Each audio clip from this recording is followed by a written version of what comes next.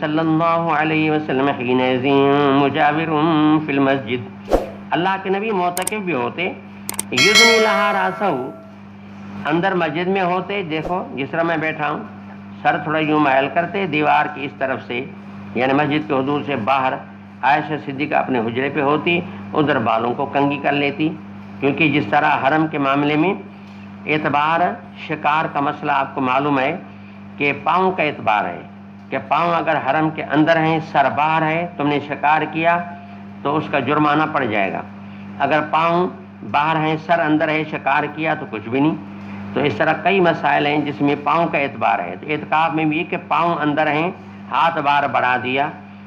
سر بار بڑھا دیا، تو یہ اعتکاف کے منافی نہیں، اعتکاف نہیں ٹوٹے گا۔ اچھا، یدنی لہا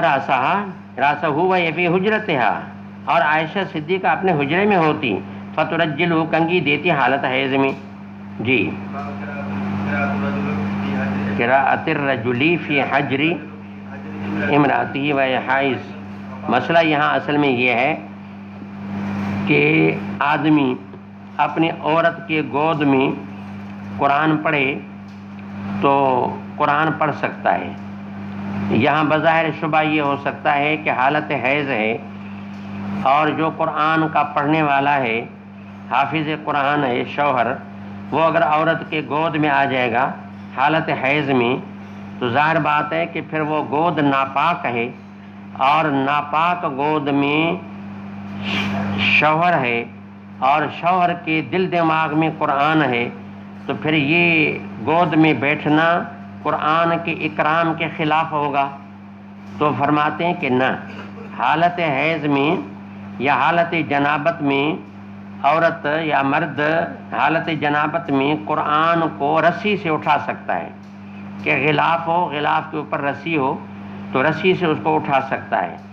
اس طریقے سے اگر عورت حالت حیض میں ہے اور کوئی شوہر حافظ قرآن ہے، اس کے گود میں قرآن پڑھ رہا ہو تو قرآن پڑھ سکتا ہے اس کے گود میں، اس میں کوئی حرج نہیں ہے۔ اور یہ فرماتے ہیں قراءۃ الرجل فی حجر امرأتہ، اپنی بیوی کے گود میں شوہر قرآن پڑھے، بیوی حالت حیض میں ہو تو کوئی اس میں حرج نہیں ہے۔ اس کو ثابت کیا ابو وائل کے قول سے، وکان ابو وائل یرسل خادمہ، خادم کا جو لفظ ہے نا، یہ اگرچہ مذکر ہے، استعمال اس کا مذکر خادم پر بھی ہوتا ہے، مؤنث پر بھی ہوتا ہے۔ لفظ خادم کا استعمال غلام پر بھی ہوگا، لونڈی کے اوپر بھی ہوگا۔ تو ابو وائل کی بات امام بخاری نے یہاں بیان فرمائی کہ وہ اپنے خادم کو بھیجا کرتے، یعنی لونڈی کو، وَيَا حائز، لونڈی حائزہ ہوتی، بھیجتے کہاں؟ ابو رزین کی طرف، اور یہ کہتے کہ وہاں سے قرآن لے کے آؤ۔ تو اب یہ جو ہے لونڈی جاتی ہے ابو رزین کے پاس، فتاتی ہے، ابو وائل کے پاس مصحف لے آتی،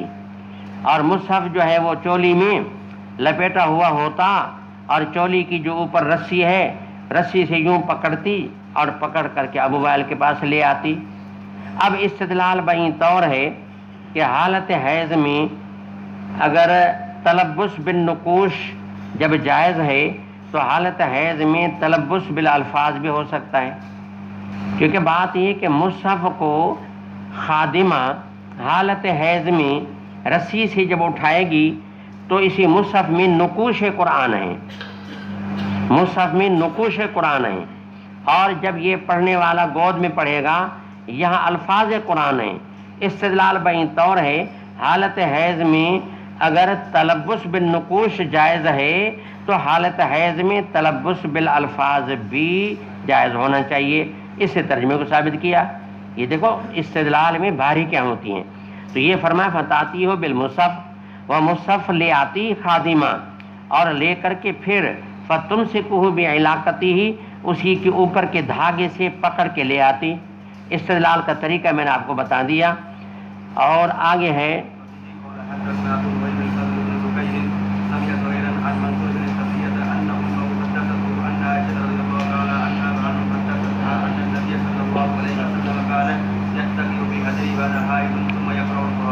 کہ میرے گود میں سہارا اللہ کے نبی دیتے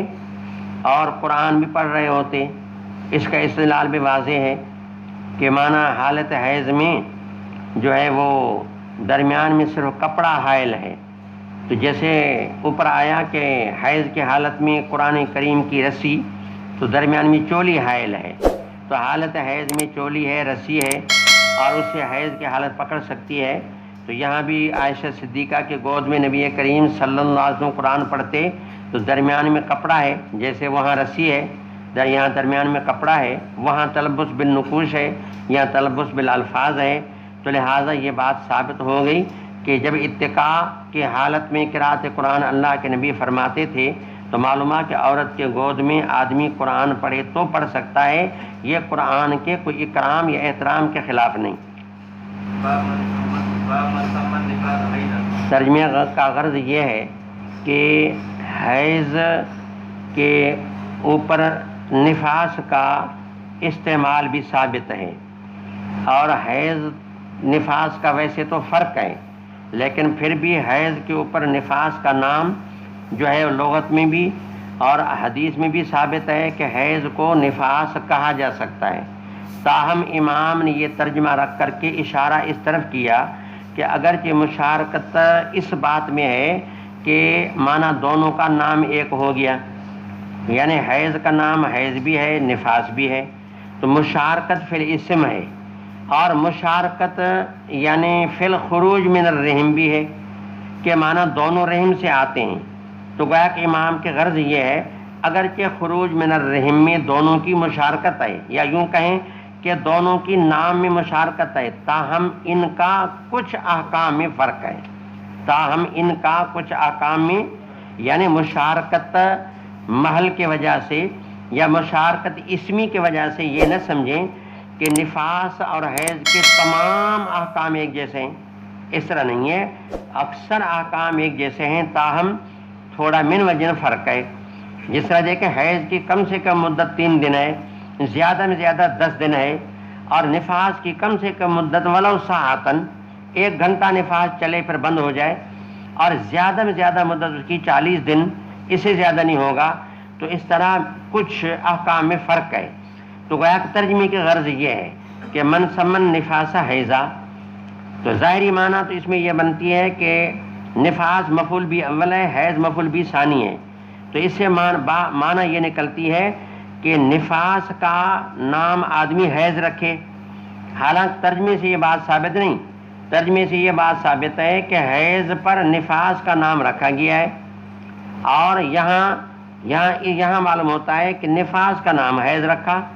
تو اس کے بارے میں بعض کہتے ہیں یہ تقدیم تاخیر ہے، ہونا یہ چاہیے تھا کہ من سمل حیض نفاسا، تو یہاں ترجمے میں کیا ہو گئی ہے، تقدیم تاخیر ہو گئی ہے۔ کوئی کہتا ہے سما معنی اطلقا، پھر معنی یہ بنے گی من اطلق ان نفاس حیضہ، کہ جس نے نفاس